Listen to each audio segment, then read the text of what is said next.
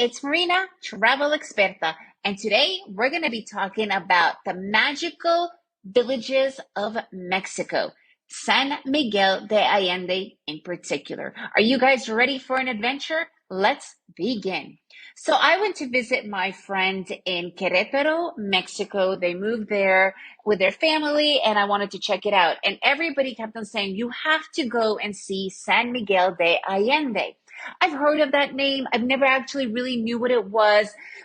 Around Mexico, in certain parts of it, there's this thing called Pueblos Mágicos. And I actually have another podcast about Peña del Bernal, which is another Pueblo Mágico. Pueblo Mágico literally means magic villages or magic towns.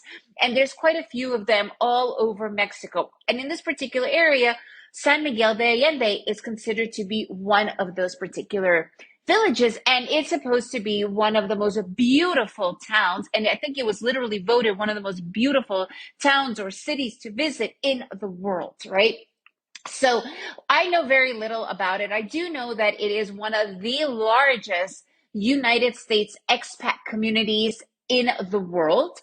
And it's also a colonial town. I personally live in Antigua, Guatemala, which is a colonial town. It is also a UNESCO site, just like San Miguel de Allende. And I was told that San Miguel de Allende is literally 10 times the size of Antigua and very similar to it. But I had to go and see it for myself. So me and my friend and our kids, we went to spend a day in San Miguel de Allende.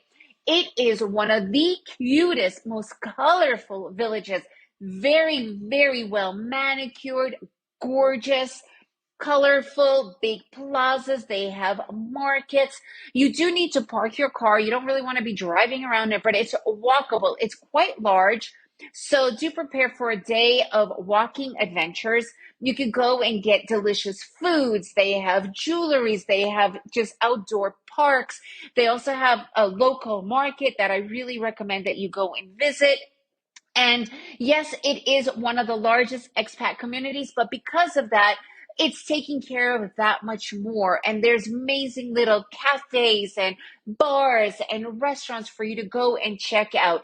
Beautifully manicured. And the coolest thing of it, the weather is always perfect. It's always in the 70s or the 80s. It is 1 hour from Querétaro, but it is in the departamento or the state of Guanajuato.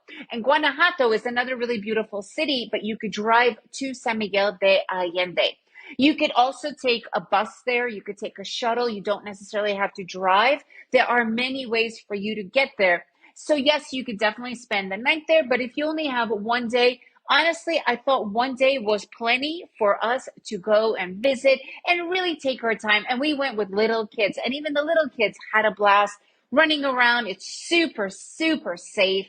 And that's a big deal. And you could also take a bus tour to check out all the areas so that you don't walk around as much, especially if you're older or if you have some sort of issue that you cannot walk around. There are many ways for you to see the city without actually walking and doing it all. So if you guys have a chance to spend one day in that area, definitely find that time. You will not be disappointed.